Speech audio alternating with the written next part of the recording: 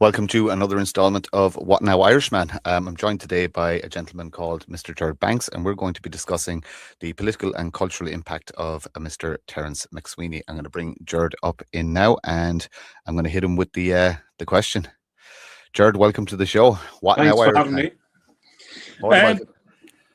Look, I guess myself and Martin wouldn't know each other, and I'm someone who looks at things from the background and watches everything in Ireland.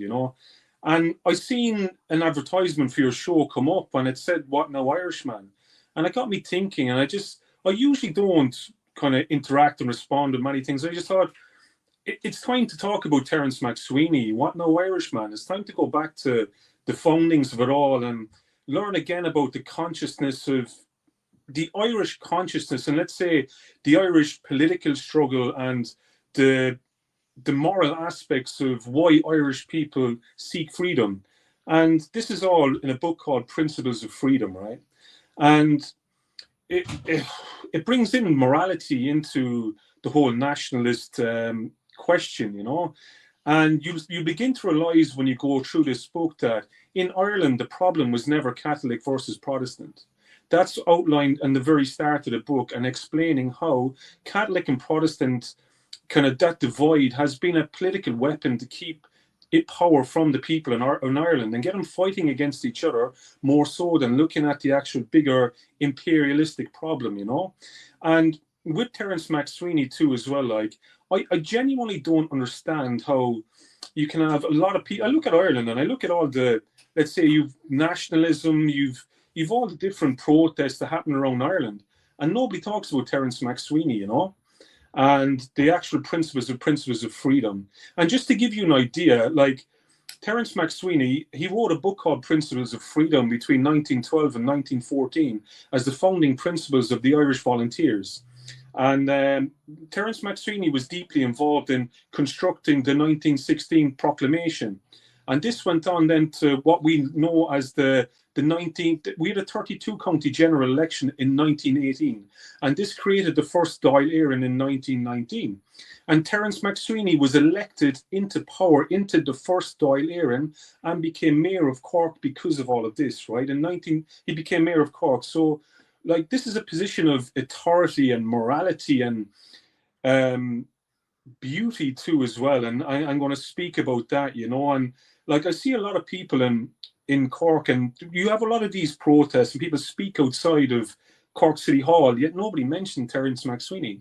And to give you an idea of the profound effect that Terrance MacSwiney has had on me, Terrance MacSwiney, when he was arrested, he was taken out of Ireland, right? And brought to Brixton Prison in England. And that he was done because too many people were listening to him.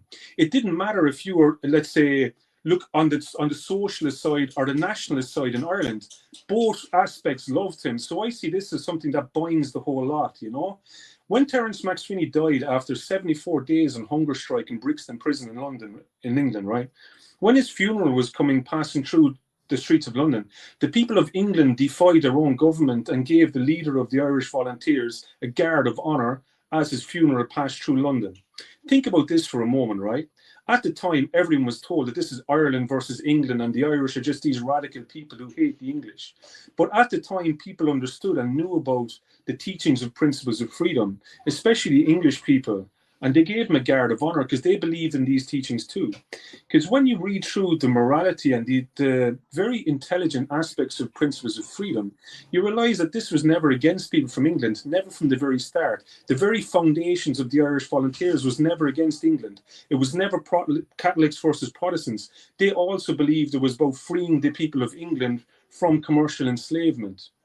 And then that's why the people of England gave this man a guard of honour. The mayor of my city got a guard of honour when he died passing through London, right?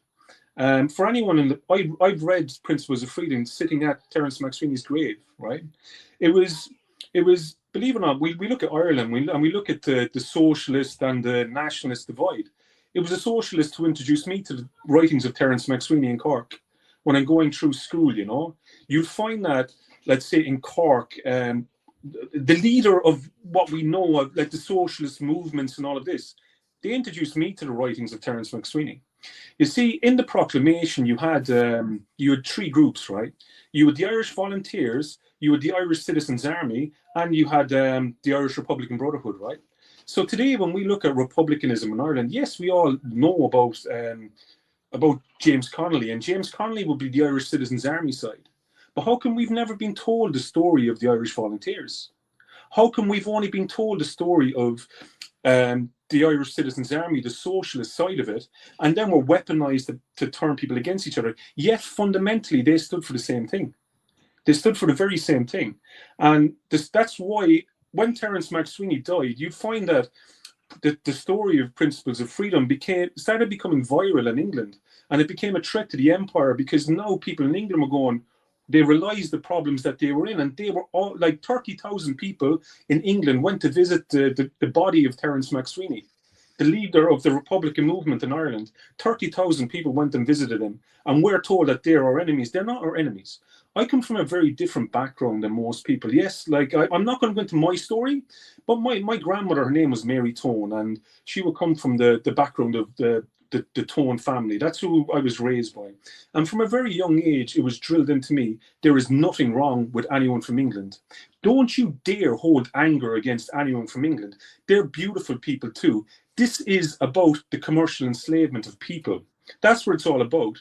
And I was protected from the education system in school. And when I went to school, I realized that we were being educated to hate Protestants. People walking around in Celtic jerseys, hating Protestants, hating the whole lot. And for me, that was a no-go zone. And I realized that growing up, I will never wear a Celtic jersey in my life because of what it stands for and because I'm a man of Terrance MacSwiney. And what happens is then, like, you're teaching people that it's right for Catholics to go against Protestants, Protestants against Catholics. If you think about it, right, they're Christian. Both aspects are Christian. So what's the problem? Why are we turning Christians against each other, right? And I'm going to talk about the United Irishmen for a moment, and then we'll get into Principles of Freedom with Terrance MacSwiney. If you think about it, the United Irishmen, they united Catholics and Protestants. They wanted a republic in Ireland where we are in control of our own legal system and laws, the whole lot. And they united Catholics and Protestants against the empire, right? This became the biggest threat ever to the empire. And after that, that's why they had to keep Catholics and Protestants against each other. In the book's Principles of Freedom, in the very opening chapter, it talks about religion, and it explains how there is no problem between Catholics and Protestants in Ireland. This is actually a political divide to stop the empowerment of Irish people and turn Catholics against Protestants, right? And what happened, the power structure that happened there is when they united Catholics and Protestants to create their own legal system in Ireland, they activated the Knights Templar. And a lot of people wouldn't know much about this. So the Knights Templar, it's based on the Magna Carta in England, and that was the founding principle outside the rules of the Holy Roman Empire. And that was the rebel barons who created this, right? And they became later known as the Knights Templar. And then once the Catholics and Protestants started uniting in Ireland, it activated the Knights Templar. The chairperson of the United Irishmen were the Butlers of Ormond in Limerick, and they were the leaders of the Knights Templar in Ireland. They financed it. When Wolfe Tone, as a 27-year-old, they also infiltrated the highest ranks of Freemasonry, which people are only learning about now, right? So when the United Irishmen swore an oath to protect Ireland at all costs, they realized the best way is to not just infiltrate foreign governments, infiltrate the highest ranks of Freemasonry, the Knights Templar, the whole lot. And they did, right? So think about this for a moment. When Wolfe Tone was 27 years of age and they infiltrated Freemasonry, he met with Napoleon in the Grand Orient Lodge. I'm not a Freemason, not like that, but I know a lot about it. They met with Wolfe Tone with Napoleon in the Grand Orient Lodge in Paris, which was the most powerful lodge probably in Europe at the time anyway. And when Wolfe Tone left, he was financed by the Knights Templar to bring ships into Ireland to free Ireland from the grasp of the Holy Roman Empire. And that is why, just historically, they have turned Catholics and Protestants against each other in Ireland. Believe it or not, when it comes to, what we know as political republicanism in Ireland started in Belfast. Started in Belfast by many Protestants, believe it or not, right? And again, that goes back to the Magna Carta. They wanted to have their own structure outside the grasp of the Holy Roman Empire, the whole lot. So what happens in Ireland is when you start uniting Catholics and Protestants, you change the reality of the world, you know. And I'm only saying this because, again, in the first chapter, and I have it here in front of me, I have the whole book. I pass out the books, Principles of Freedom. I'm a Principles of Freedom man, right? It's a spiritual thing for me, right? So in the chapter 1 of Religion in Principles of Freedom, it explains how the Orange Order were designed to actually turn Protestants against Catholics. When you look at Northern Ireland today, right, you go to, let's say, loyalist areas where they have Union Jacks and all that flying everywhere. They fly that because they live in fear that Catholic ascendancy and Catholics are going to control these people. They've been taught to live in fear of us, right?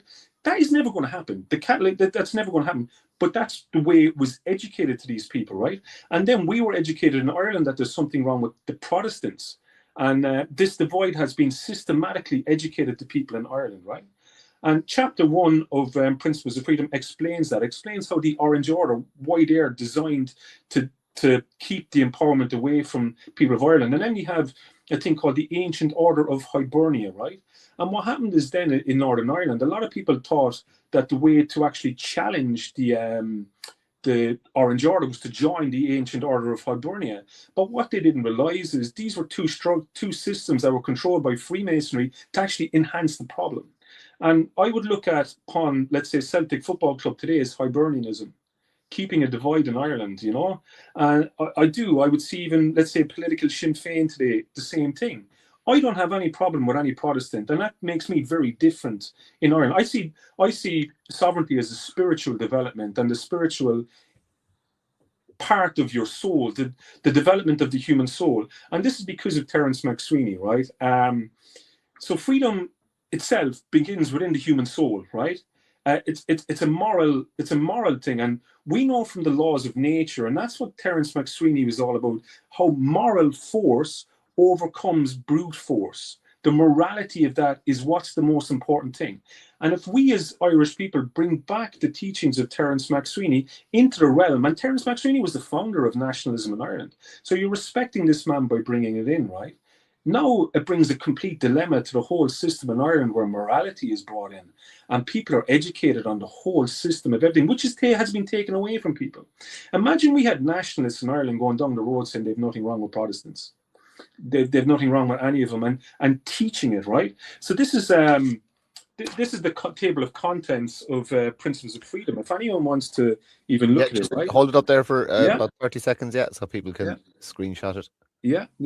And actually, if you have the book to hand, just to hold it up as well, so people can see the cover. If they see it in the shop. At the moment, unfortunately, I don't have the book to hand. I have a lot more of them ordered, and they'll be here Tuesday. It just happens at the moment I hand them out to people, and when I give them out, I've been doing this since they came back into Ireland. The book Principles of Freedom was banished when Terrance MacSwiney died. It was only really put into book format there. It was used as principles through the Irish volunteers before that. And then they had to banish the book because too many people wanted it. So the British Empire banished it from global sale. It only came back into Ireland in 2005 when Cork became the European capital of culture. And the moment I seen that book for sale, I just kept buying it and handing it out. Just like you have people there, like you'd say, like a born-again Christian handing out the Bible. I was handing out Principles of Freedom in Cork on the street, handing it out to everyone, because I know that this is what brings in peace. This is what solves the whole scenario that we are in at the moment, you know. And like, let's say if I went through even the chapters, the basis of freedom, and you have like the basis of freedom is chapter 1, and you're asking yourself, why do we want to become free? And why do we have a scenario where, even if you take Northern Ireland, for example, right, just to put things into perspective, a few years ago, I had a massive argument with the head of the UVF, Ulster Volunteer Forces. I had a major argument with him online, and I sent him on the book. And what I respect about this man is he was willing to have a chat with me, and we were willing to debate, even though we're told that we're enemies of each other when we're not. And I sent him on the book Principles of Freedom, and fair play to this man, he went away and read it. About a week later, he got in contact with me and he said, Ger, I didn't know. I never knew anything about this. He said, Ger, everything inside that book I stand for too. He said, the only problem is I grew up in a different house and you said that told me that you were different than me. He said, I never knew. So all of a sudden, by handing this book on, I'm a member of the UVF teaching people this up in Northern Ireland. And that just gives you an idea of the importance of these teachings, the importance of Terrance MacSwiney. Again, I read, like, there is, if you want the true Irish Republican experience, you get the book, you can buy it online, you can buy it on Amazon, and you read it at Terrance MacSwiney's grave. I can tell you now that there is no man on planet Earth that's not going to cry and is not going to learn, and he's going to learn something deep within himself, right? Also, Terrance MacSwiney's sister was known as Mary MacSwiney, and she was the founder of Coming Amon, and that was based on based on the teachings of Terrance MacSwiney, right? Also, in chapter eight of this is womanhood, right? And it's about respecting womanhood and how womanhood is the key to the family and all that kind of stuff. It's what keeps the family unit together, right? And this was based on the teachings also of Wolfe Tone. And that became the basis of what the founding of the Coming Amon, right?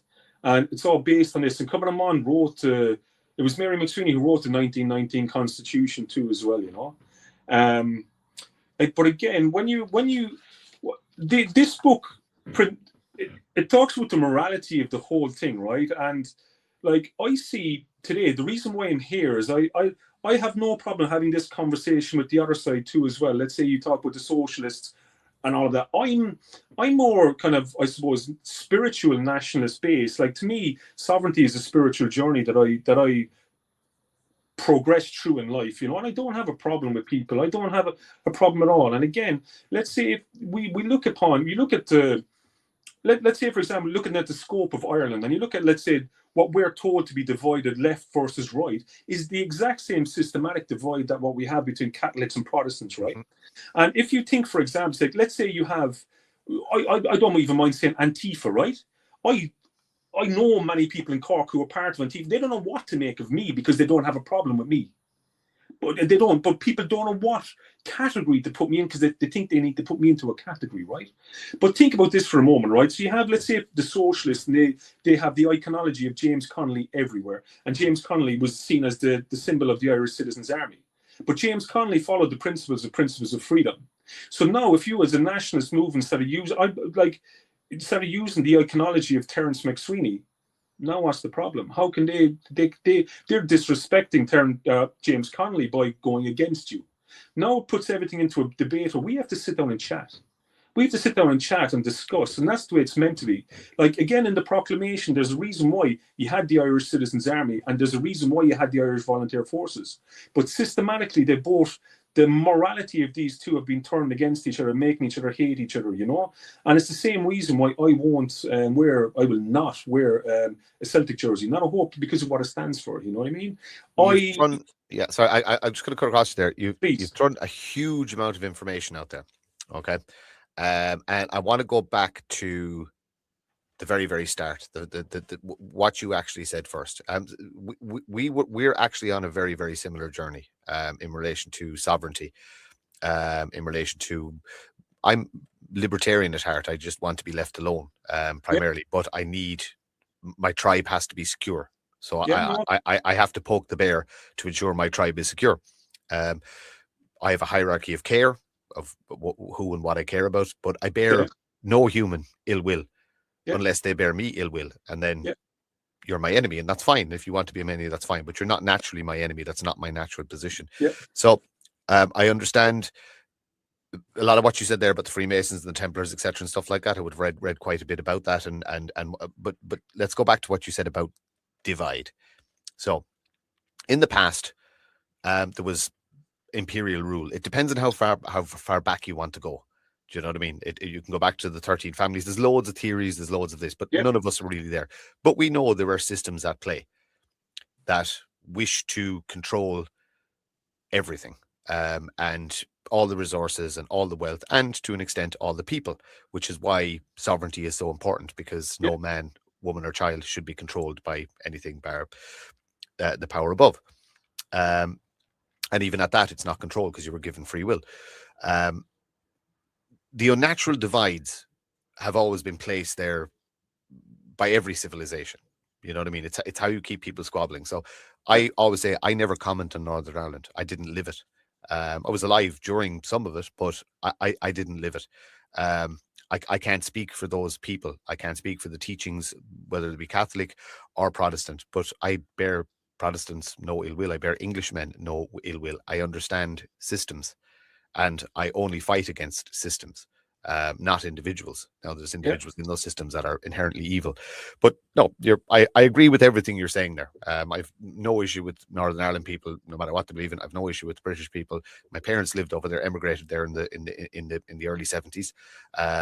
They've got some great stories about the communities that they lived in, and how they were genuinely all segregated. The blacks didn't mix with the Irish, and the Irish didn't mix with the Pakis, and the Pakis didn't mix with the English, and so on and so forth. There was peace, but there was sort of underlying hostility, if you know what I mean. They'd never go out of each other's way to agitate each other, but they did not mix. They just had their own little enclaves and their own little areas. And this would have been kind of Birmingham, Rubery area. So I agree with everything you're saying. So right now we have a massive divide in the country where we have a system that is destroying your right to raise a family, your right to have children, just to live your life in peace. And then we have extremists on both sides, left or right. I always talk about politics being a circle. Doesn't matter how far left or right you go, you end up in the same place. You end up with totalitarianism, starvation, misery, etc.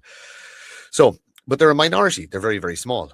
Most people in the middle just want to get on with their lives and be left alone, and not to be taxed out into oblivion. You're putting forward the concept that I agree with, that these divides are artificial. You're also putting out the concept that we're actually not that far apart, and I'm very, very aware of that, because I would have been. Most youngsters, you start off as a socialist. When you're in your teens, you think, everything should be free, and we need a utopia, etc., etc. And as you get a little bit older, you get more conservative in your views. That's a natural order of things for most people, anyway. It's not that you all of a sudden become some right-wing fanatic. You just become slightly more conservative because you understand things better, and you read more, and you understand economics better. But your average socialist and your average nationalist, they probably agree on about 95% of everything. There's a couple of small things that again are weaponized, like immigration, race, etc., etc. But they're weaponized on purpose. There's a plan behind that. So. And you can pull bits out of the book while you're explaining this. How can this book and the writings of Terrance MacSwiney offer common ground for people to start talking? Fantastic. Obviously, there's a lot in the book now, right? Right. So just to give you an idea, right? So one of the people who Terrance MacSwiney inspired most was actually Gandhi, right? And led to the independence of India. And again, it was through the teachings of the morality of the whole lot. So in the book as well, as we talk about, let's say, the basis of freedom and the basis of separation, it talks about this. It talks exactly about how you have more in common with your enemy than your friend. Your enemy is just another passionate man, and explaining it from that perspective, and also, let's say, people forget that when we look at taking it from an Irish perspective, when we look at the proclamation, you look at, again, Irish Volunteers, Irish Citizens Army, they were complementary, right? They were complementary for the reason that there's things that the nationalists can see that the socialist doesn't, and there's things that the socialists will see that the nationalist doesn't. And they're both in place for different arguments at different time, not to be weaponized against each other. And this is all outlined and explained in the whole book, which is, again, everybody that I give this book to, you'll find after 2 days they're there with a pen and they're taking notes of every part of it. And again, this is about the internal dilemma as well, where freedom begins in the human soul. So as you start reading Principles of Freedom, you start going through a journey to yourself as well, and you start really questioning all the different aspects that of life, things that challenge you, and you really start to embrace the differences we have in people, like take it from perspective. Again, I would look at the spiritual aspects of everything. Again, I really like the old teachings of druids and all this kind of stuff, and understanding of nature, right? But if you get a woodland, right, and you get all the trees the exact same, what'll happen is you'll deplete the soil and crash the entire ecosystem. So we need systems that support each other, not go against each other, right? Again, this is all, it's spectacularly talked about in the book, and when we talk about, let's say, again, we talk about imperialism, and if you look at, let's say, the socialist aspect, and everything is anti-imperialism and stuff. Terrance MacSwiney is the symbol of anti-imperialism. You could argue that he broke the British Empire. He started the break of the British Empire and the people turning against their own government and all of that kind of stuff. That's Terrance MacSwiney, and he was mayor of Cork.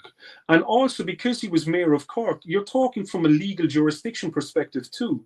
You know, you're like he was elected into power by a 32 county vote in 1918. You know, it's not like James Connolly wasn't even elected when you put it into perspective. So, like, and the principles of freedom, which is wrote between 1912 and 1914. There's a reason why James Connolly got behind all that. Do you know what I mean? He, like, you have to realize too as well, what you spoke about were people, like, let's say, not blending in with different things. That's tribalism, right? Mm-hmm.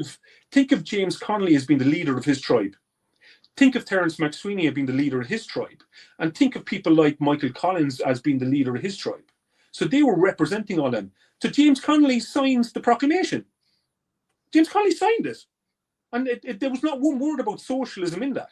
Mm-hmm. It's about national sovereignty, the sovereignty of people. That's signed by James Connolly.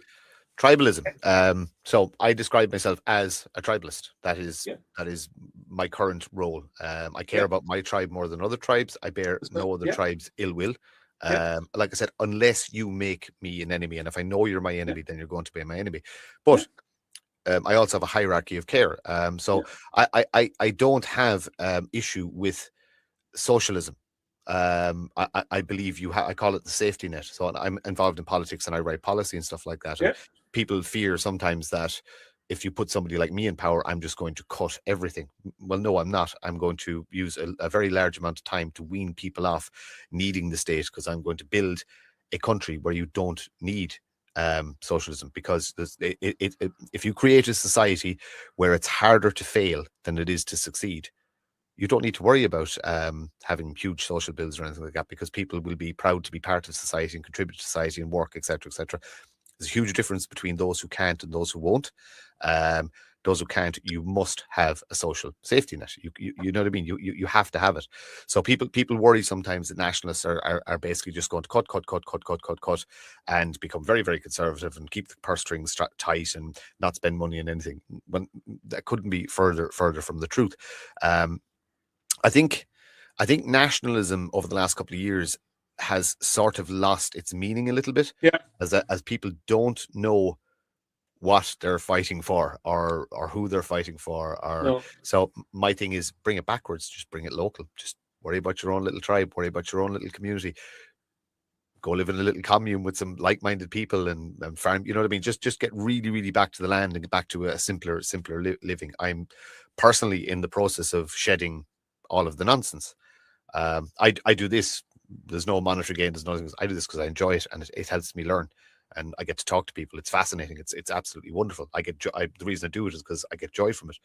So it's a case of finding things like that that you can put your time into, that you enjoy doing, and then dispense with the nonsense. We don't need things. We don't need stuff. You need good friends, good family, good times, music, laughter, and an understanding that not everybody has to think like you. I always say, I'm not right.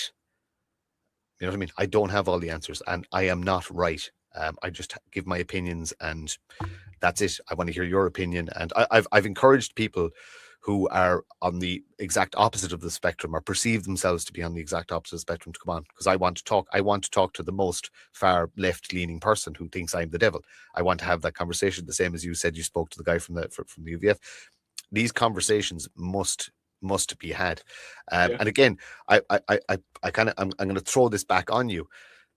In practical terms, you can offer a book, and you can offer the readings, but how do we start undoing the harm that has been done of, we'll say, the last 20 years? Because the divide got massive in the last 20 years. There was always political divide in the country between the different parties, but it was never. There's a huge chasm now between what would be considered that. Now, we may have to touch on something that I call cultural Marxism, because that has nothing to do with the foundation of the state. No. And it doesn't matter whether it's Collins, MacSwiney, Connolly, any of them. There was cultural Marxism has nothing to do with Irish history or Irish politics. Absolutely nothing, and but it has nothing to do infiltrated with James Connolly either. And I think I'd like to make that point clear as well. James Connolly died before Bolshevism started in Russia, so it's got like to connect James Connolly with Marxist Bolshevism. It makes no sense. You're disrespecting James Connolly there too as well. He died in 1916 standing up for sovereignty. He didn't die standing up for Bolshevism. He didn't die standing up for Marxism. It didn't happen, right? So again, like keeping it from an Irish perspective, and again, as you begin to read through Principles of Freedom, again, it's a big book, and my job here is to just slowly introduce people to it. I would love at some point even to set up a book club where we can really chat in depth about it.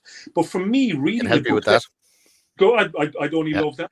But for me, again, reading the book Principles of Freedom, what happens is it starts you on a spiritual path, right? And how I see the Republic now, and how I would love to see people with a nationalistic view on the world seeing the Republic is, hello, I am the Republic.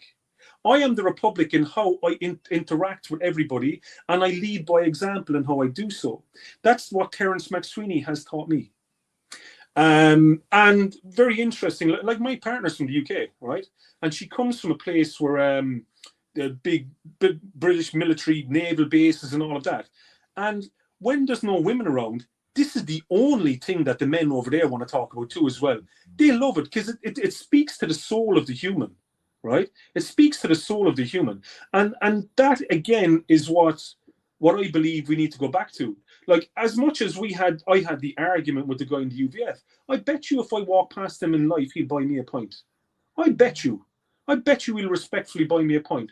And again, like Terrance MacSwiney brings forth the concept that there's no enemy, man. We're just walking down the road. We're living our life, and we're living our life in a way that benefits the world, you know. And when you look at, let's say, the principles of separation and the second chapter, and why we want to be separate from the British Empire, it explains how, let's say, when somebody is bullying you, believe it or not, they're depleting their life too. They're living in karmic negativity and all of that. And look at the British Empire today. From them colonizing the world, they've destroyed themselves. And Terrance MacSwiney explained that this was going to happen. So the only way for us to actually prevent the destruction of the United Kingdom and England is to separate so we can help them. We can't help them when you're being bullied. It cannot happen. It cannot happen at all. I could speak about this book for months, man, months. I'm just going to read out the actual chapters in it, right? And the first chapter, the introduction talks about religion, and it talks about how we don't have a problem. The problem is not Catholics versus Protestants. That was created to disempower the people of Ireland, because we are Catholics and Protestants in the country. That's who we are. And that's Christianity then, right? So it's a means of dividing Christianity. It goes a bit deeper than that, right? The basis of freedom, chapter 1, why do we want to be free? Why do you want to be free? And again, it explains there that you've more in common with your enemy than your friend, right? You've more in common with your enemy than your friend. In fact, I want all my enemies to read Principles of Freedom. We don't have a problem. Chapter 2 is separation. Why we want to be separate. And again, I explained how let's say, the United Kingdom has destroyed itself now by bullying. It shouldn't be like that. Terrance MacSwiney was trying to save the United Kingdom. And that's why 30,000 English people turned up just to bless his dead body and give him a guard of honour as his body passed through London and was coming back to Cork, right? I'm a Cork man. And think about that for a moment, right? Also, there's a big, massive plaque by UCC, right? People can probably remember anyway. A big plaque and dedicated to people who gave their lives as well, right? So all of the most of the Irish volunteers in the Munster area, Tipperary, Cork, after Terrance MacSwiney died, they gave their lives in hunger strike too. Like, we look at Northern Ireland, we look at Bobby Sands, right? In all respect to Bobby Sands, but he was following the principles of the volunteers that went before him. But we're not left know about Terrance MacSwiney. We're not left know about the rest of it. Like, think of the impact this happened across Cork, you know, and this is where I grew up. This is where I'm I know this, like, and I, what Terrance MacSwiney stands for, man, to me is like, I don't There's huge understand. there's huge passion coming through what you're saying Oh, there. So this if you this read the this book, this has touched you on a very, very, very spiritual yeah, level.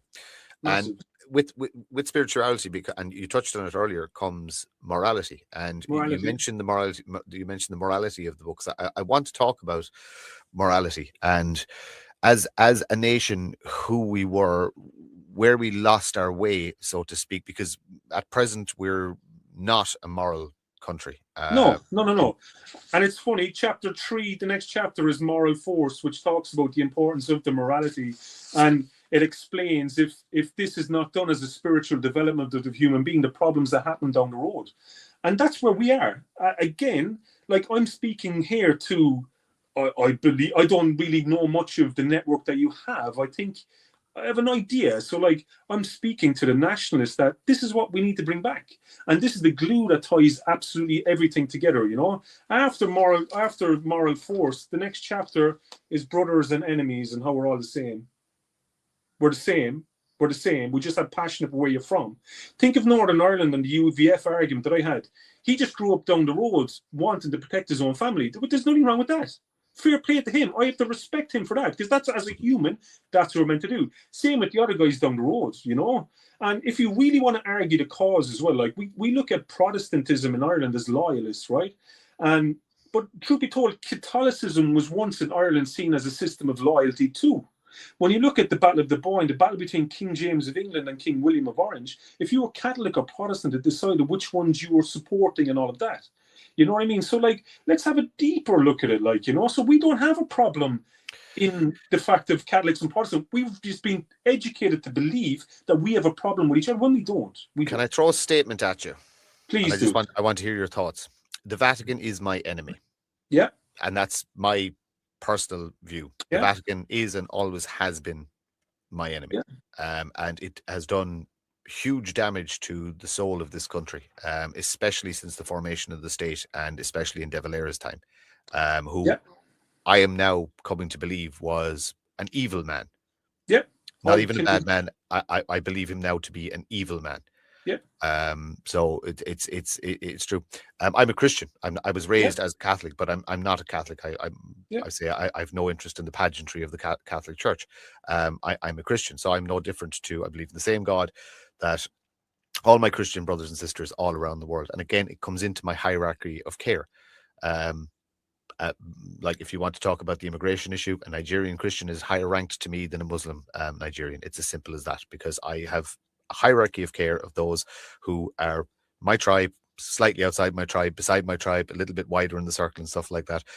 They're like I said, they're not my enemy until they make themselves my enemy. So in relation to what you're talking about, and you're looking very inward, which is what I love. We're talking about our republic. We're talking about Yeah. our people. So we have an issue at the minute where our people are almost becoming second class citizens again, through a different system and a different regime. In my estimation, the traditional, what we consider the British Empire, no longer exists, but we have other forces that are acting in exactly the same way. You've got the EU and a number of other alphabet organizations who are sticking their oar into the fate of our country. And we have the usual Sleeveens and Gombeens that are supposed to represent us that are not, because they're happy to take the shilling. It's just coming from a different place now. So in relation to that, we've immigration. We've a huge issue with immigration at the minute, legal and illegal. So the teachings are the writings of MacSwiney. Is it? Does it look in, or does it address such issues in relation to your sovereign nation, and you know what I mean, what you should expect as a citizen of this sovereign nation? MacSwiney was the teacher of sovereignty. There's a reason why sovereignty is mentioned in the proclamation, but he also explains that it's, yes, we have the national sovereignty, but sovereignty is also inherent in you. And sovereignty is like, it's a spiritual connection between you and the land. And again, we can look at, let's say, Eru, and Eru was seen as the embodiment of um, the embodiment of that archetype. So even when you look back, let's say, at old times, and some people believe how do I put it? So it's not even about Eru being an actual person, but it's honored as such, because that's the spirit of our connection to land and our connection to the whole lot, right? And that this is important, because let's say and that's why Terrance MacSwiney seen nationalism as the spiritual development of the human being. Because if you look at any nation, it doesn't matter where you are in the world, they have a massive connection to their land, and rightly so too. And when I'm going around the world, I want to learn about their connection. I spend time with many different tribes and many different people. I love the New Zealand Maori. Oh my God, I absolutely love those people. Very similar to us, And this is important. And without the spiritual nationalistic development of the human body, there is no humanity. There's none. We're only cannon fodder to the rest of the world. Right?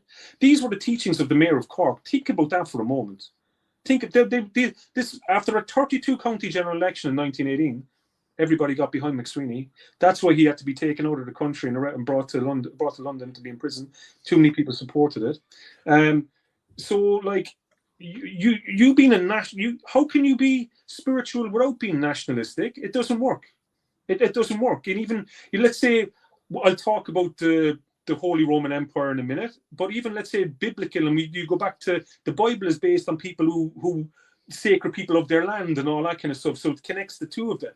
So like there is no spirituality without a nationalistic love for the land and the people where you come from. It's both the same. But if you get rid of that, we're not humans anymore. The human development has changed from that point on, and we can't really have that.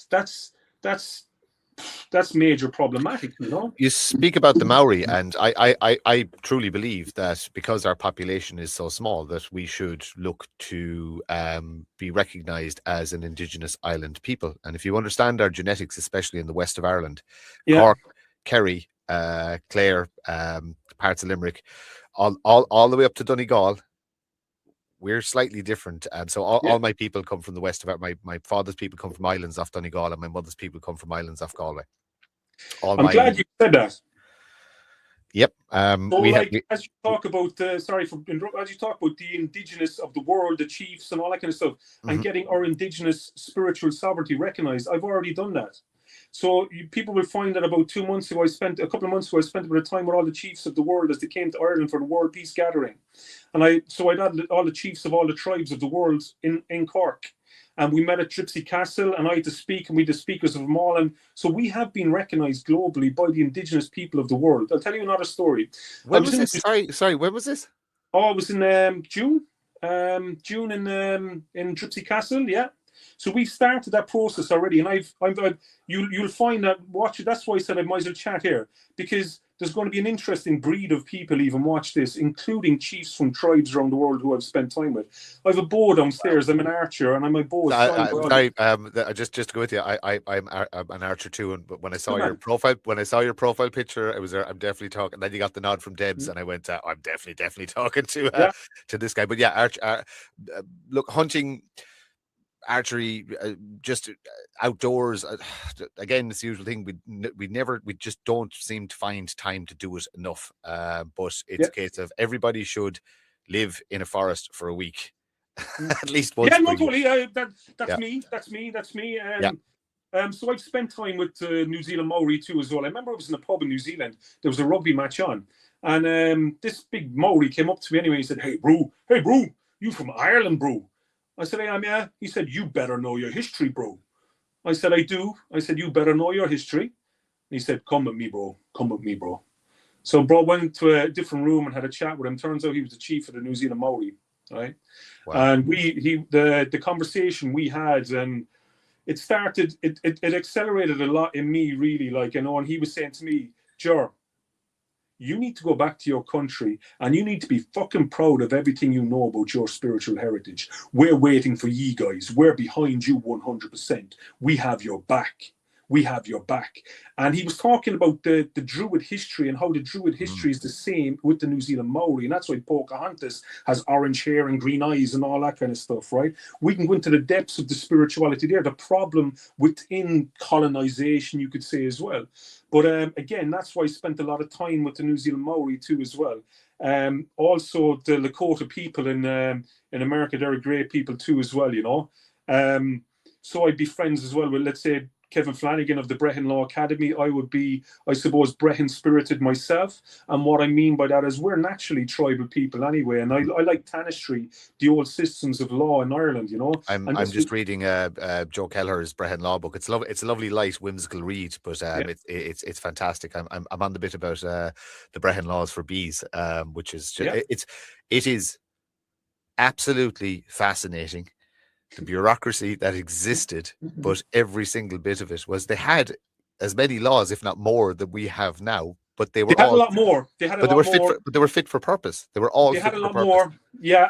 So we had an old system of tanistry too as well, and that's why we have the tarnish that would come from tanistry, which is chieftainship, right? Yeah.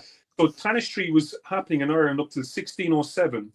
So when the United Irishmen, and Terrance MacSwiney was keeping on with the traditions of the United Irishmen, where they wanted their own legal system within Ireland, right? Not to us to be governed by external laws, like you say, the Holy Roman Empire, all of the above.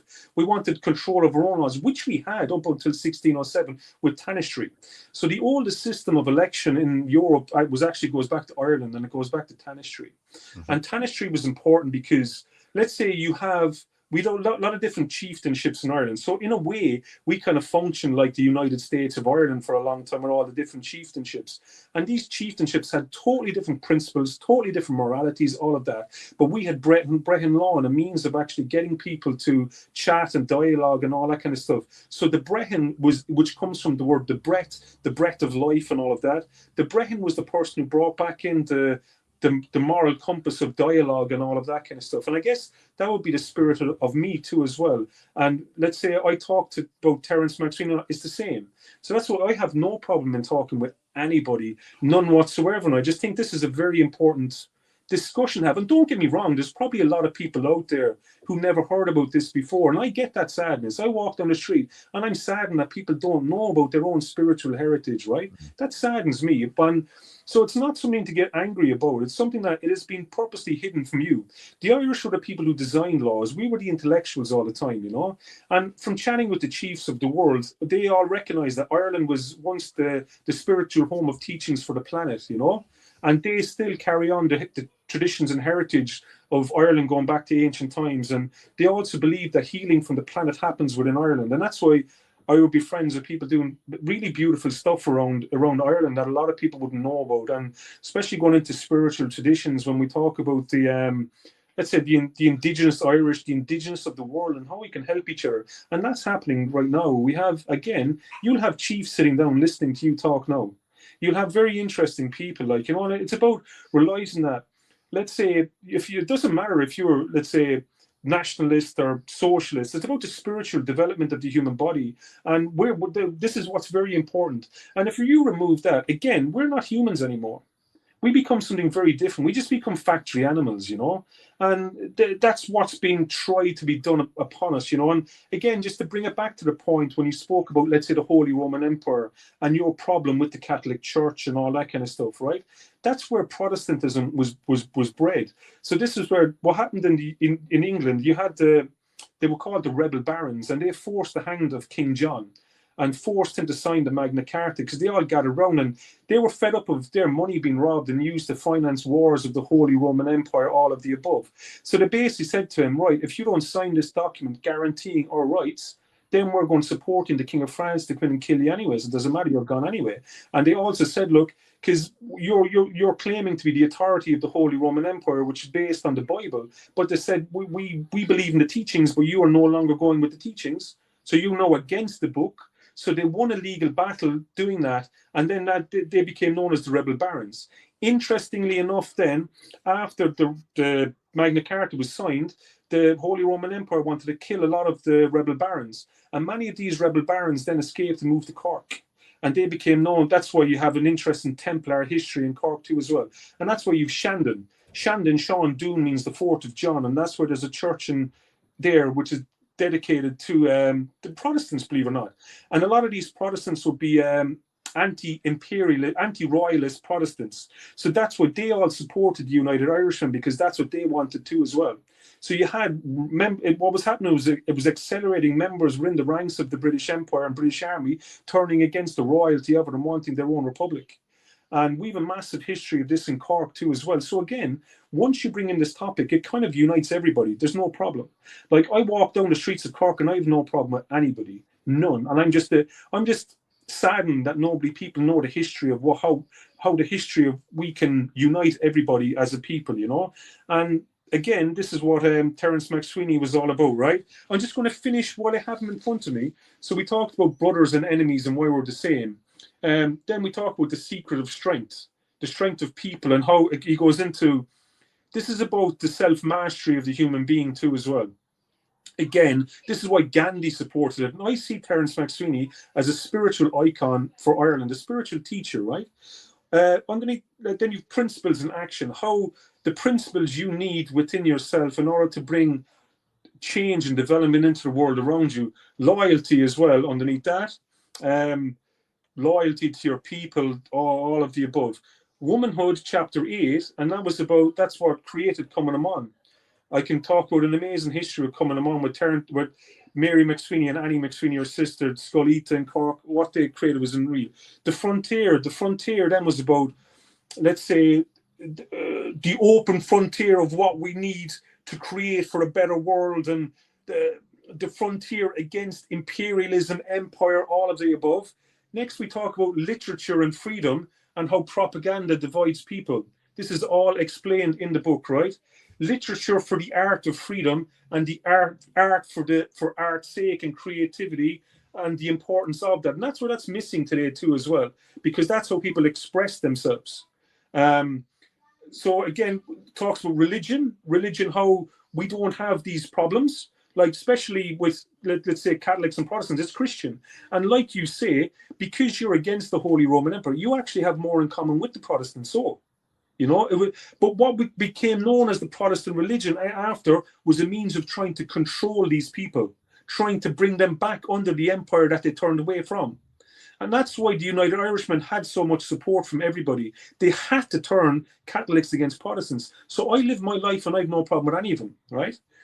Intellectual freedom, that's a very important one too as well, how you need your own intellectual freedom.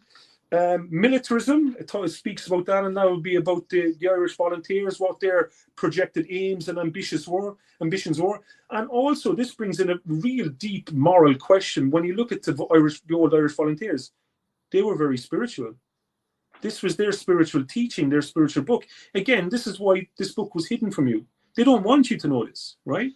So underneath that, the empire, resistance in arms, what you have to protect and stuff. The true meaning of law, like we've talked about there with the Holy Roman Empire. We've talked about Brehon laws. This book goes through all of that, right? Resistance in arms, the objections, and then the Burna Bengal, a conclusion, and that's more like a mythological conclusion of what happens if we do and what happens if we don't, you know. And these are the book's principles of freedom. And again, that's what that's all I'm doing here, is I'm promoting the book Principles of Freedom. Yeah, you can buy it on Amazon, and I'll send a link, and you can read it online too as well. How much would you know about Terrance MacSwiney as an individual? Was he a charismatic man? Was he flamboyant? Was he humble? Was he how was he described in history? As he was obviously stoic and brave too. Very stoic and brave. He was an intellectual, but a deep moral intellectual. So kind of nearly monk spirited, and a lot of his family then would be from near Kilmurray, and they would all be deep Irish speakers. So it's all about the spirit of the land, all of this, you know, and that's who they would be. Again,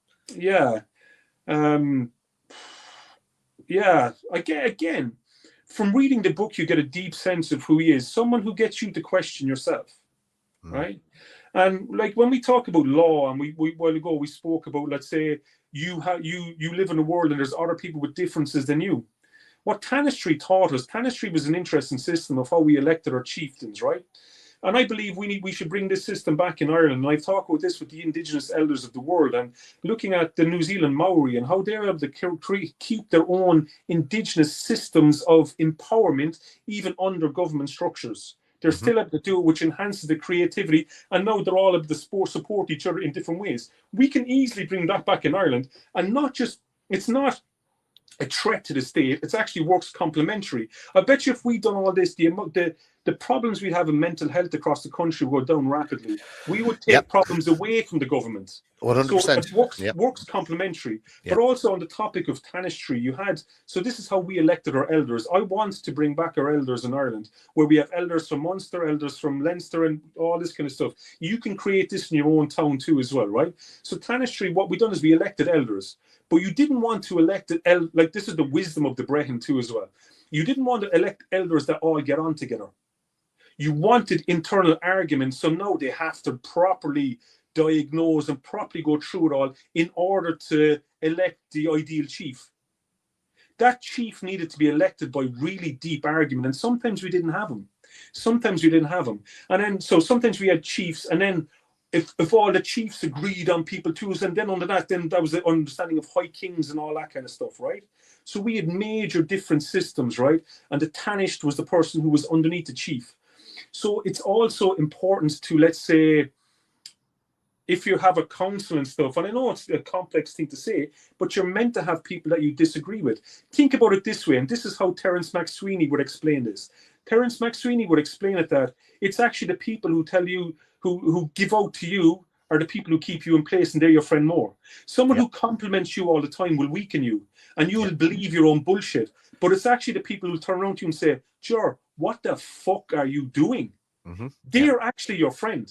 Yeah, the council concept is something that we've embraced in Shindadina. So, and we do not get on, and we do not all think the same, and it's why it works so fantastically, because we all have different opinions and ideas, and we're on different spectrums, and even in relation to spirituality, we'd be on different levels. It's amazing. You've the IRB talking about doing similar things with their councils and working outside the system. You've groups that want to completely just say that legal doesn't exist, so none of the state actually exists. There's so many different competing ideas, but again, the end goal for everybody is exactly the same. The idea of electing your own officials within the system.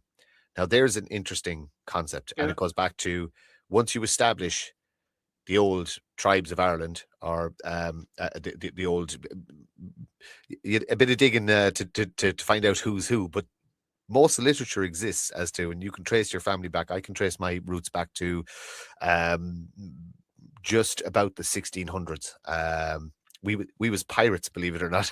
Our part of my family were pirates off the coast of Galway, but you can trace your ancestry back, and you can put that to the people and say, this is the stock I come from, and I would like to represent this locality on a council. And rather than campaigning on potholes and streetlights and this, that, and the other, it'd be a fascinating thing to do for even the local councils to go at it from that point of view. That what you said, I want to fix the problems from an ancient and spiritual perspective, using old ideas that really shouldn't have been forgotten because we were a better people. Do you think we're a better people when we're under pressure, when we're struggling? It's not those who inflict the most, but those who suffer the most who shall prevail. Beautiful quote. That's a quote from Terrance MacSwiney. I actually, in my quick glancing over, I read it. I read that this morning. It's and this is known as well from nature. If you plant a seed, the seed that grows in the harshest conditions grows the strongest, right? So again, it brings back in a very deep understanding of the psyche of humanity. And yes, we do grow in hardship, and that, like 100%.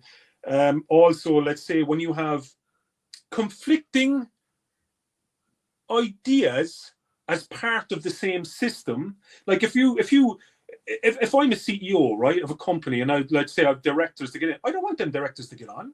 If I'm the coach of a soccer club, I want the two centre backs to hate each other so much that they challenge each other beyond fucking hilt. And when you look at tanistry, you talk about the IRB and their community structure. I've seen all that, but through a system of tanistry, now you can all be part of the same thing and help each other. Where you're working, let's say, complementary, and also let's say you look at the proclamation, you look at the Irish Citizens Army, the Irish Volunteers, and stuff like that. You can have a system where, look, there is a place for nationalism. There is a place for socialism. It's just like tribal. That's okay. Now we can help each other's tribe. No different than in Ireland we've done before for a long time. For so long, we've the most advanced history of tribal laws in Ireland, which were enshrined in Brehon law, which evolved over thousands of years. And here we are listening to the world. What? Come here, come here, come here, come here, come here. No, it's back to our own spiritual development. And again, that's why I will get on so well with different tribal leaders of the world. You know, just in relation to the three organizations you talked about, so the IRB. So I know the IRB. I was actually at the turning of the seal on the 21st, and look, like the first one I'd been at, fantastic ceremony, very, very, very nice. Love, I really like what they're doing, and I know a lot of the members, just great people. You meet, I go to these things because I get to meet people and have conversations, and I meet the finest, well thought out, well read, just absolute brilliant people. So I love going to events like that. The Irish Citizens Army, does that exist in Ireland anymore or now? You could argue it's Antifa today. Well, I know that's going to turn get a lot of people angry and all of the above. And like the old photos of the Irish Citizens Army, they're underneath a sign saying we serve neither king nor Kaiser. But yet today the socialists are only serving kings and Kaisers. Yeah. If you think about it, right?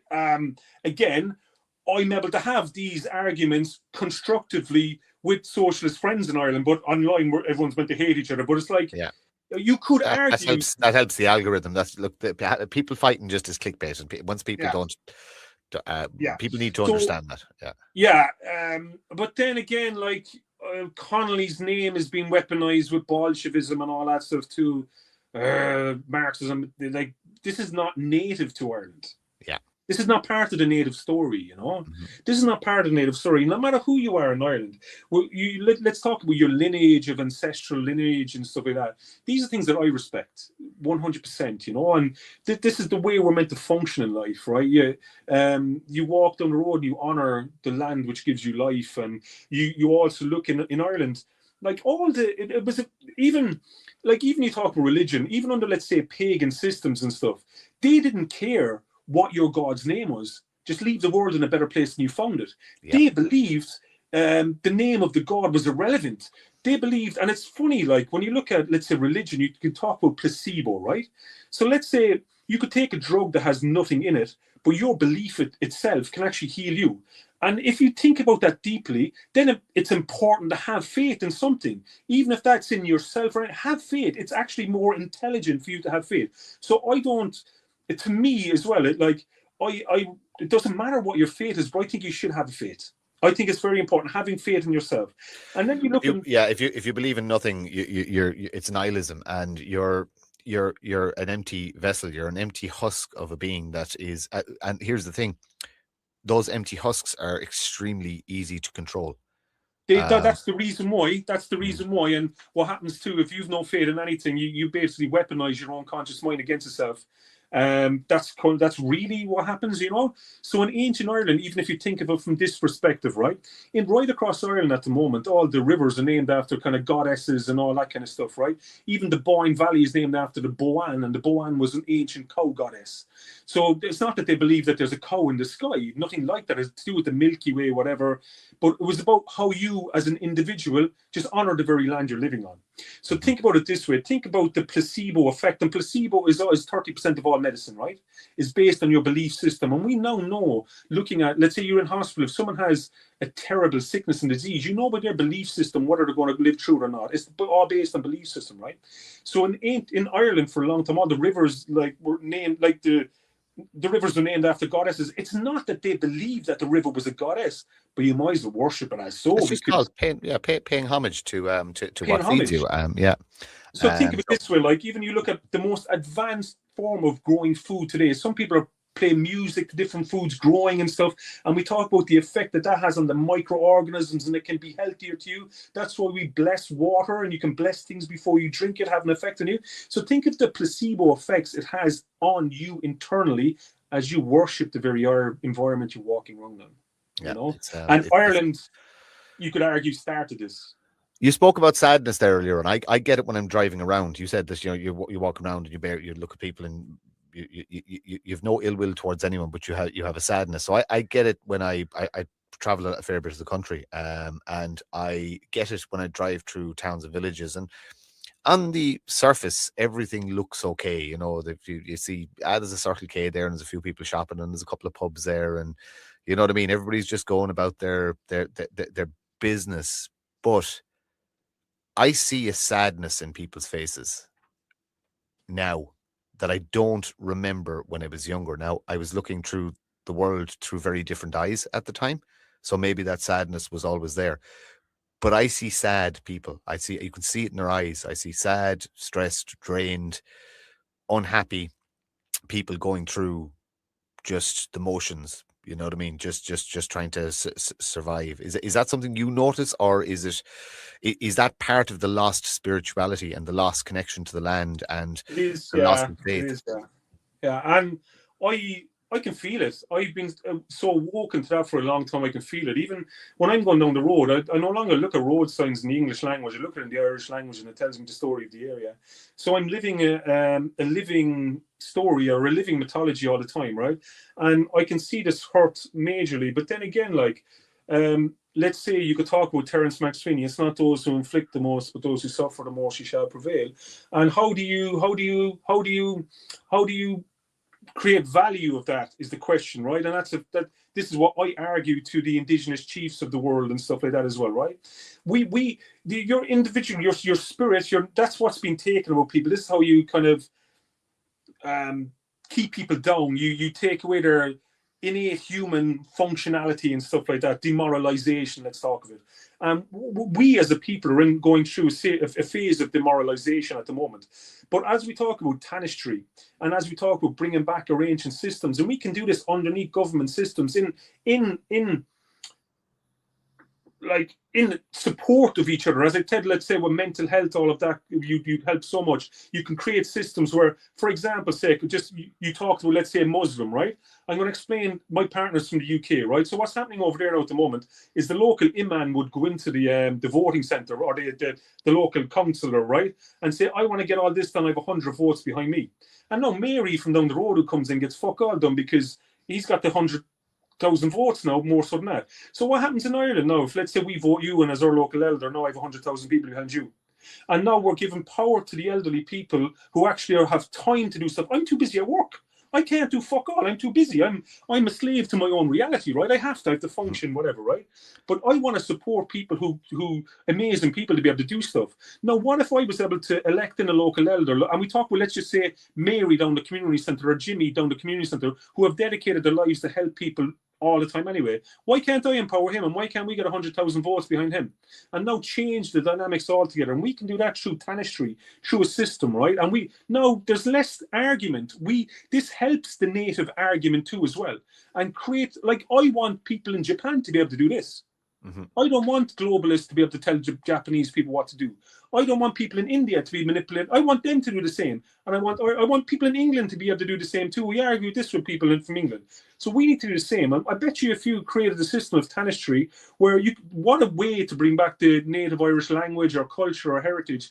If you do this, I reckon you'd have a boom of emotional creativity right across Ireland. We have always in our heritage been the most creative people on the fucking planet. And that's why they always came here. Look, talk about songs, reality. Like, we look at modern music today. As an Irish person, you hate it because there's no story in it. Like, what the fuck are you talking about? Like? Would you believe what you're talking about exists in it's spread out all over the country, but everything we spoke about here, I know Druids, I know people with land, I know people who are doing all this separately, all spread out. The issue is to localize it. I know loads of people around from up and down the rest of the country, but unfortunately everybody lives 4 hours apart. So you have to build this concept very, very, very locally. Private designs.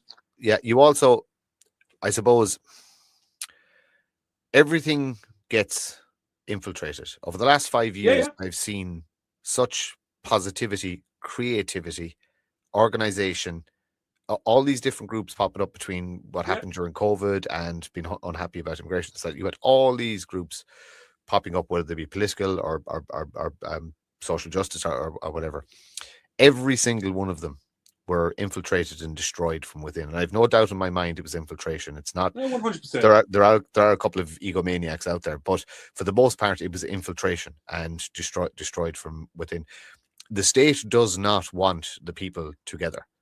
No. Because and I have there's a clear divide between. I am not a subject of the state of Ireland. The state of Ireland, again, is my enemy.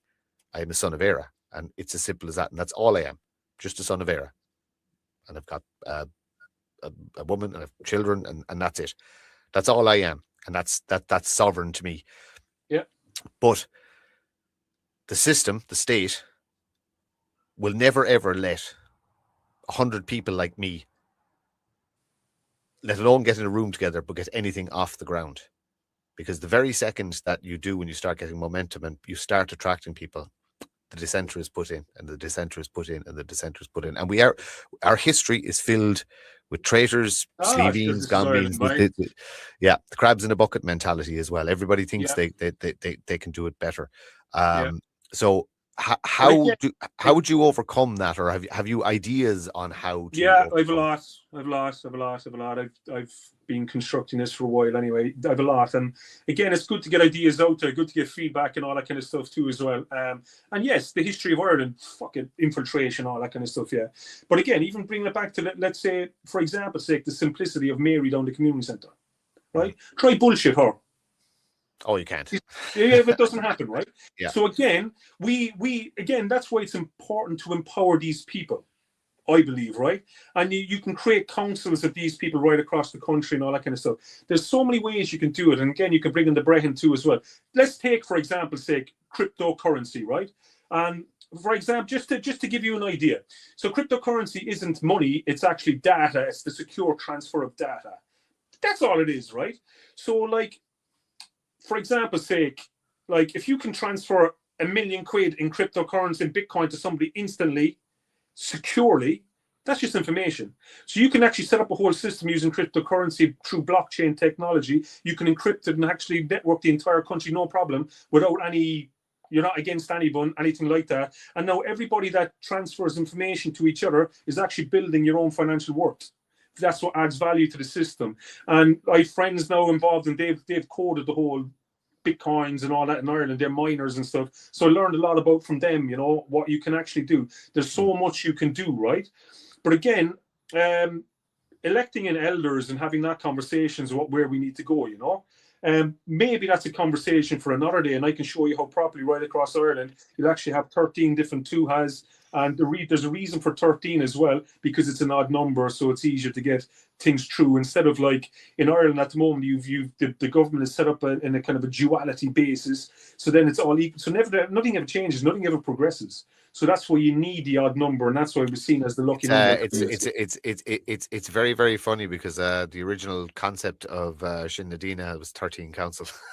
yeah, totally. So it's I get. I'm resonating an awful lot with what you're talking about, but I suppose because I'm having the conversation, I have to poke holes at. I'm thinking that, yeah. Please do. But it's not me being a negative Nelly. It's that to flesh out the ideas, you have to criticize a little bit. So 100%, and as well as that, it's very important to challenge me, but I'm here to actually challenge everybody else. And you'll find when people are listening to this, they're thinking and they're going, oh wow, they're thinking deeply about themselves, and that's the teachings of Terrance MacSwiney, right? So I'm here fundamentally to promote principles of freedom, which is the principles of your own freedom as well anyway, which is based on sovereignty, right? But yes, when we get into it, maybe that's a conversation we should have another day. Look, it sounds terrible. I don't know too much about Shinadina. I don't know too much about any of these things. It doesn't matter. Yeah, my friends I grew up with who are part of Shinadina in Cork, and we chat away. There's no problem. They're only again, this is the difference between we'll say different council members, but people would have their view of what it was, and I was there from the very, very start, and literally it was there to inspire, nothing else. From my point of view, its job is actually done. It was to inspire people to look after their own community, and whatever banner you run under, whatever you do, look, this is how we did it. We're sharing the information. The street patrols, it's evolved and it's morphed into something else, but its essence was, the concept was to inspire people to look after their own community, and I think it served that purpose very, very well, and will continue to do so. just under a slightly different different structure and a different different vein. You know, things evolve and things grow. Have you faith in our political system? No. I believe if you have faith, there's something wrong with you. I believe if you're waiting for the political world to save your reality, you're doomed anyway. So that's why we need systems like tanistry, and that's why it was taken away from Ireland, so could be manipulated, right? Because we had our own systems of empowering ourselves with tanistry, and that's what we need back. We need our own structure, our own social and structural systems, how we can help each other. And that's how, look at the Maori, they have their own system, right? Still have to operate underneath government law and stuff like that, no problem, no complements it. That's what we need, right? We need this back. And until you cannot change the political system that we have. Did you see the Maori? Did you see? Sorry for cutting across you. Did you see the Maori tearing up a bill there last year? Yeah, she was meant to come to Cork in their parliament, and she was meant to come to Cork. She wanted to come to Cork to Gypsy Castle, so she was meant to come, and just at the last minute she couldn't come. So she's very aware of what we're looking to do in Cork and supports it as well. Anyway. But did you see the power? It's amazing. Like it's so that was being shared to me on private groups, and I've got a message saying, look at who's coming to Cork now, and I'm like, that's cool, that's really cool. Yeah. But like, we are the same people. We are the same people, and island people, yeah, island people are very, very similar. We'd have so much in common in relation to how our structures and societies were set up. And there's a reason, like, the Irish get on very, very well in New Zealand. There's a massive reason for it. Because there is similar, you know, can go back far enough, common enemy, you know, both under the heel for quite some time. But the Maori seemed to hold, it could be just distance, that because the actual the empire was so far away, so to speak, that they couldn't quash them completely. How we were nearly erased, you know what I mean? Even the writings from Brehon Law is all second and third hand. It's a case of it's bits and pieces. Like there was an active effort to destroy every piece of writing, every stone, every carving, everything. You know what I mean? That why was it so important to extinguish us? Was it just proximity to the center of the empire, or was there something? It's deeper than that. It's deeper than that. Like the reason we have a lot in common with the Maori, it goes back to the morality and goes back to the national spiritual question again, you know. And here we are talking about morality again, and it is true, because Terrance MacSwiney is right. It's morality that supersedes everything. The moral force overcomes violence, the whole lot. And I've been sitting in Marais with the Maori chiefs, and that's their sacred places. And I've been sitting listening to them, and they hold that same spirit that I felt like their brother. Like, even when I was at a house party in New Zealand, I knew that if there was a Maori with a muku is a facial tattoo. And today in Ireland, we look down on people with facial tattoos for different cultural reasons, whatever. But in New Zealand, I knew I was protected. I know this guy's going to look after me no matter what. Again, it goes into like, in Ireland, we talk about Brehon Law, but what a lot of people don't talk about is a thing called Shlivaha. Shlivaha means the way of life. The way of life. And that's like, in Ireland, you can go to a local park, right, standing next to a river, chat to a random man, and you can have a life-changing conversation about the meaning of life as you see in a river, right? And that's who we are as people. We're a very deeply spiritual people. We've been educated to stand away from our spirituality, you know.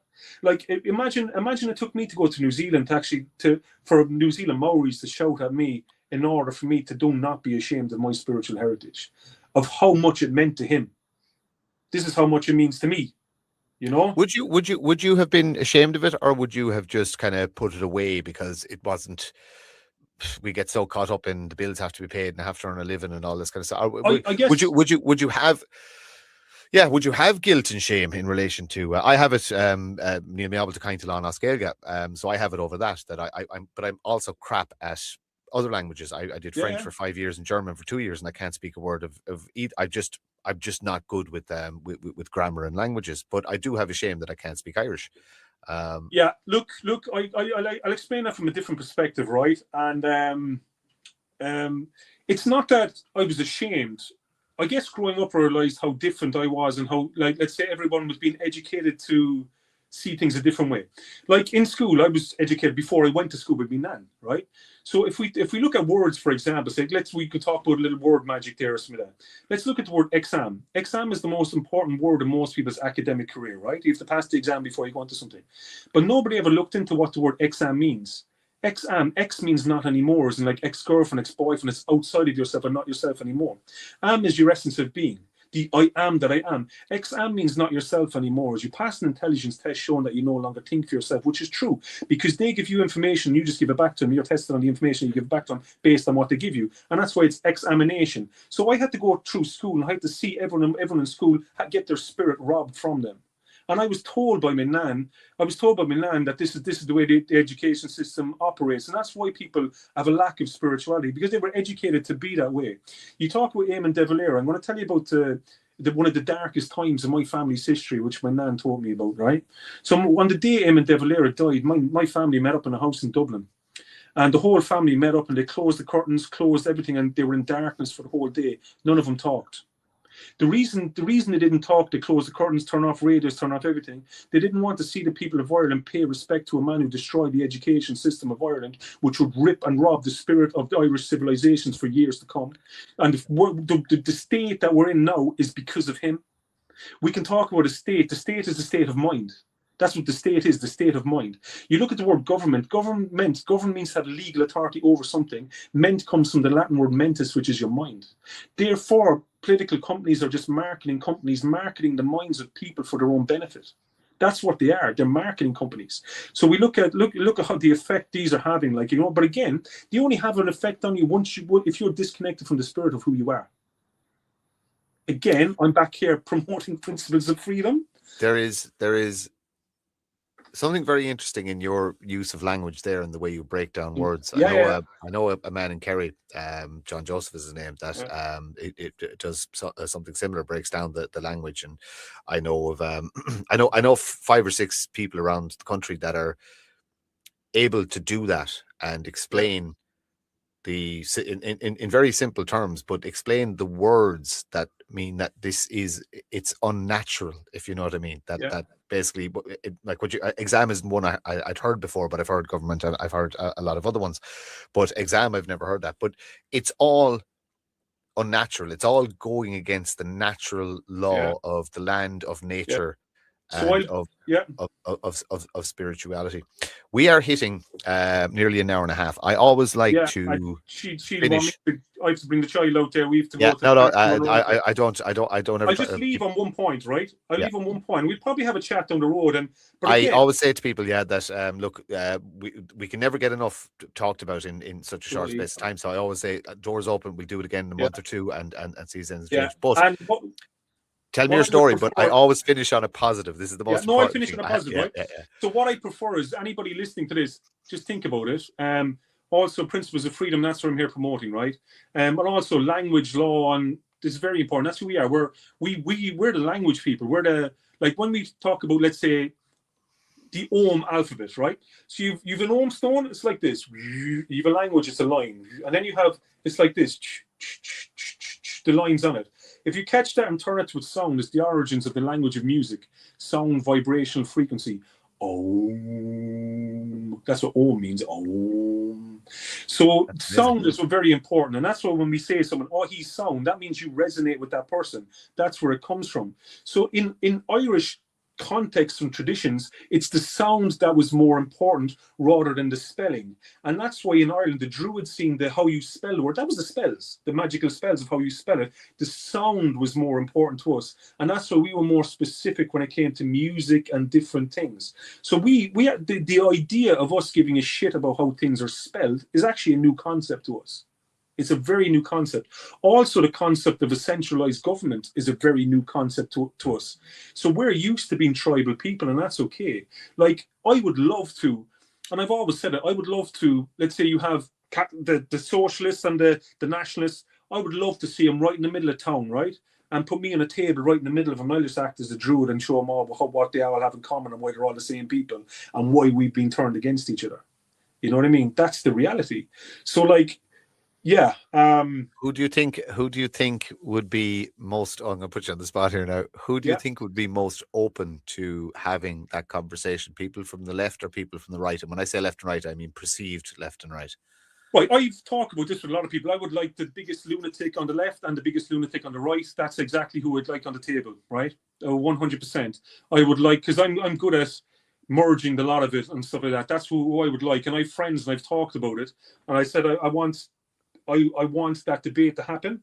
And I You'll will show find, yeah, you'll find though that the biggest lunatic on the left and the right won't be able to have this conversation. but then That's the world will see that too. That is the problem with Yeah. lunacy, whether it be left or right. They're unable to it's I've talked about it before in other shows, but we do have to address there is an intelligence problem, and in relation to people don't read enough. Like I'm in the middle of a book at the minute, so I'm going to finish that book, and then I'm going to get in the Terrance MacSwiney book, and I'm going to spend. I could have that read in a weekend, or that could take me a month to read. It depends on what's happening in my life and this, that, and the other. So what I might say to you is, after I've read the book, I'll invite you back on. I'll invite you back on. If you're willing to do that, that'd be fantastic. Like I said, I could order it from Amazon. I could have it on Monday or Tuesday. That might not get read for a month or two, or like I said, it could be read in a weekend. It just depends on what's happening in the world. Gerard, listen, an absolutely fascinating conversation. I take a lot away from these conversations. I'm going to be thinking for about 4 hours now, and I have another show to do at 9 o'clock. But my head's going to be just Jesus, and I'll be kind of going back over it, and I'll watch clips of it back and stuff like that, and go, geez, I should have asked him this, and I should have gone after this a little bit more, and but absolutely fascinating. But your passion that came across during this conversation is amazing, and I hope that resonates with people. The passion you have for the writings of this man and your beliefs, it's inspiring, to be honest with you. So I'm absolutely delighted you reached out to me. So what I'm going to finish up with and just say, sorry for interrupting you again. No, what I'm going to finish up and say, so the writings of Terrance MacSwiney inspired the independence and freedom of India and the spiritual development of India as a country itself, right? Imagine what it can do for Ireland. On that note, Gerard Banks, thank you very much. Thank you.